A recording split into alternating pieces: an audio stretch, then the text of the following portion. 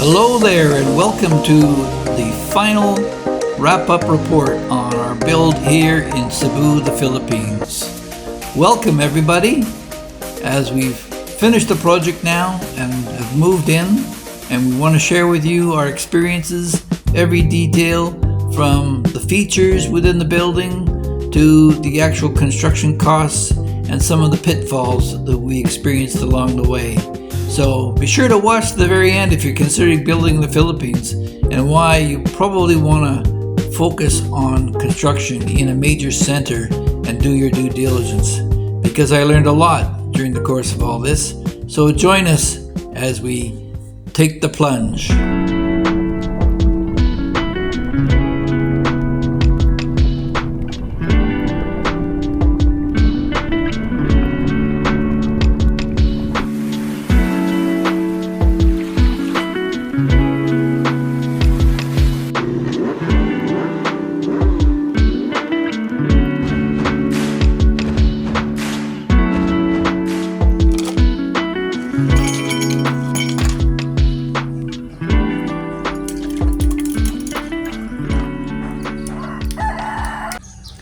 Well, the question on everybody's mind in any of these construction videos is how much. So let's get that out of the way right off the bat. The actual construction costs came to 5,379,949 pesos, which translates to about $94,355 US, or $130,518 Canadian. Now, this building is comprised of measurements on Philippine and Asian measurement standards, which it comes out to 2,772.125 square feet, or 257.54 square meters. Now, when measuring in the Philippines, they include balcony space, garage space, all the floor areas regardless of their use. So had I used a North American standard measurement for comparable purposes, it would be 2,079 square feet. So there's a big difference there of over 772 square feet of balcony space on the second and third floor, which is included in the construction costs. Now, the next thing you'll probably want to know is how long it took and the challenges along the way. This was a design build project initiated by me through a private contractor here on a time and materials basis. But unfortunately, towards the end, he wanted to switch over to straight contract work and ended up walking off the job with it about 80% done. So I had to finish it off with the foreman myself. Well, the materials were all, for the most part, purchased locally, and we did recycle simply the door off the kitchen and a couple of things just for sentimental purposes. But for the most part, it's all brand spanking new. It includes 3 bathrooms and 3 bedrooms on the second floor with a bachelor pad or suite up on the third floor. So as you go through these, you'll see where we're at. Right now we're in the kitchen, and the stairwell is now complete. It's got a granite molding on it, bullnose molding, so as to protect yourself from banging your shins against them. It's quite common in the Philippines to go straight tile, and that sharp edge can be brutal on your feet. So we put a rough tile in behind the nosing. The fluted walls are a feature here in the ground floor, and we move in. This is a small garage area where we put in a in-house aquarium. If I could just interject for moment here and thank all the new subscribers who joined us and ask you to consider subscribing if you haven't in the past. It costs you nothing, and try it out. See what the topics I cover, if it's of interest. Now, going to the kitchen, it's fully equipped with a fridge, gas stove, and grill, dual sink, and the lighting is under the counter. We kept our old fridge, and then the stairwell, it's like I say, now complete. We'll head up there. We put some tablets on the space between the floors so Mom can put in her nicks and knacks. And there we are, looking back. I have to integrate the internet somehow, as it's hanging off the wall right now. But this is the second floor. One of the things you're going to come across when you're building in the Philippines is the culture. Their egos won't allow them to admit that they just don't know how to do something, and they'll fumble their way through it and quite often make a mess. This cupboard space was put in by a local fellow here, and we had to design it 2-3 times before we got it right so it would fit in.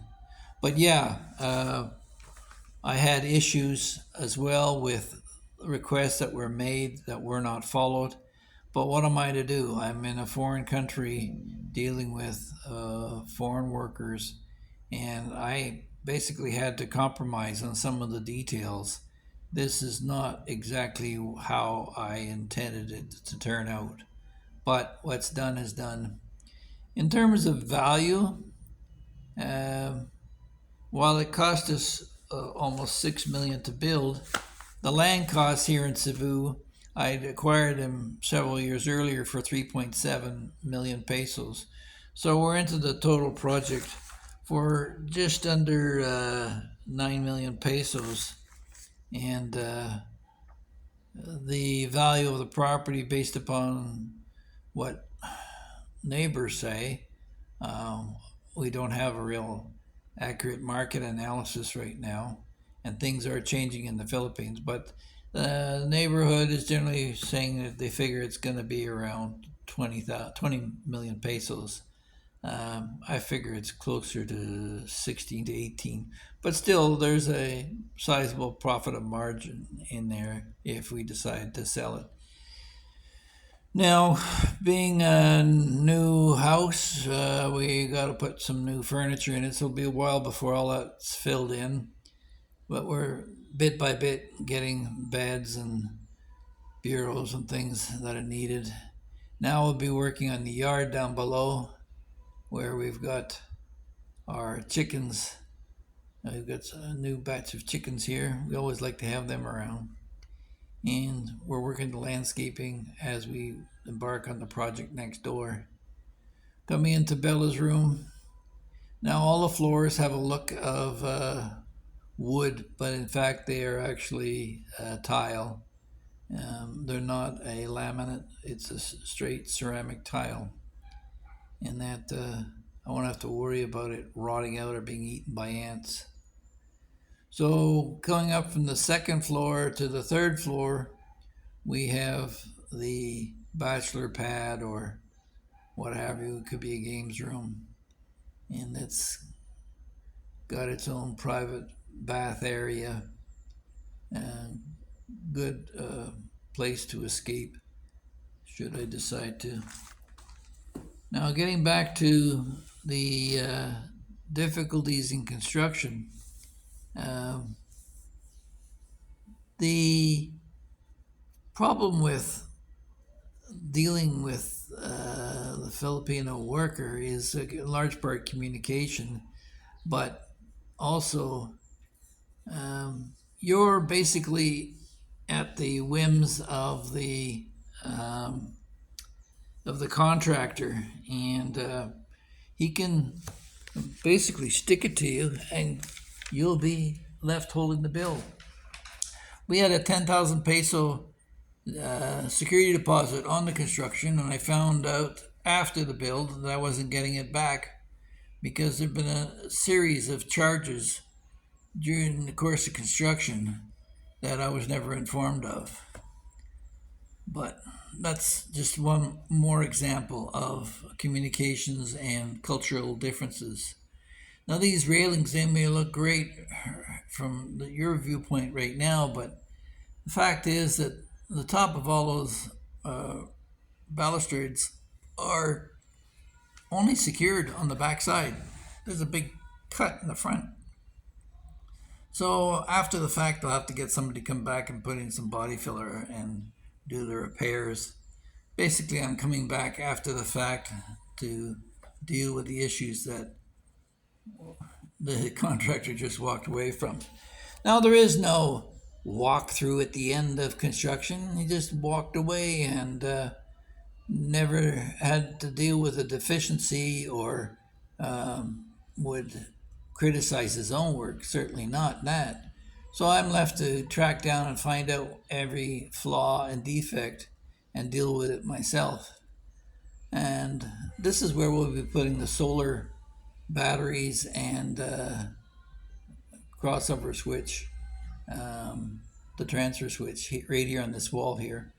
As we come outside on the roof, the solar panels will be put up here after the fact. I just wanted to get everybody else off the property before I get another trade in here. Again, dealing with the solar companies and the engineers, they want to redesign it. Everyone that walks in has their own way of doing things. We provided a set of plans that original contractor had bid on, and we'll probably end up going back to them because they were quite thorough and provided the infrastructure that we've currently got in place in terms of the supports for the solar panels. Having said all that, before we get into the solar panels, we have the issue of the water itself. So it's pumped up from below and redistributed through a pressurizing pump on the third floor. But we did a water test and found coliform and fecal coliform in our water supply. So that's going to be an issue, and the water is extremely hard. So I didn't want to open up all my appliances to the hardness of the water right off the bat. So until I can get a water softener installed, and that's going to cost me about another 100,000 pesos or 2,500 bucks. So that's the stairwell, which again, the design is faulty. It points towards the wall, but I'll have to deal with that after the fact. And now that we're into the completion of the project, I should point out that a lot of guys, they're being talked into building a home for their sweetheart out in the provinces somewhere. You know, the first rule of real estate is location, location, location. And I just saw a video of another blogger commenting on some guy who's spent a dozen plus years here in the Philippines and is leaving to go back home. He's had enough, but he can't sell his property because it's way out in the boonies. And you'll see a lot of guys out there building now. It continues where they keep building out in the provinces. You're never going to get your money back. So if you do this kind of thing, you do it in Cebu or maybe Angeles City or somewhere in a major center where you have a chance there'll be enough buyers that you could recover some of your costs, if not maybe even make a profit. So we're back in the second floor bathroom. Again, we got issues with grout and areas where plasters missed and paints missed. It's very frustrating when you see 95% of a wall painted and then there's one little patch they missed. And meanwhile, they spilled paint all over the place. So you end up either having to spend half the day cleaning up after them or putting in a new coat of paint to cover up their mess. So the dishwasher stays dormant for now until we get the water softener in. The granite work, again, not really impressed. But what do? You can bitch, whine, and complain till the cows come home. It's not going to change a darn thing.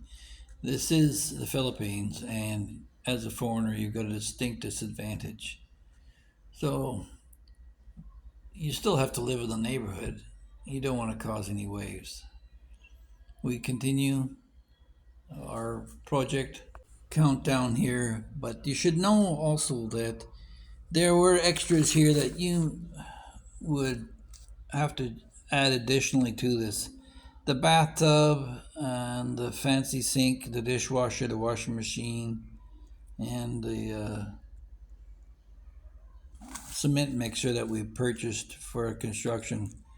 Those were all an additional 300,000 pesos, plus the in-house air conditioning, which is 9 horsepower and in every room in the house. You may opt out of all these things, so that will affect your costs. I guess in closing, I have to ask you, would you pay $95,000 US for a house like this? Or if you're in Canada, 130,000? Um, Something to think about. Please leave your comments in the comment section below, and I look forward to hearing from you as we consider revamping this podcast so that it reflects current events and ongoing different issues other than turning off the lights.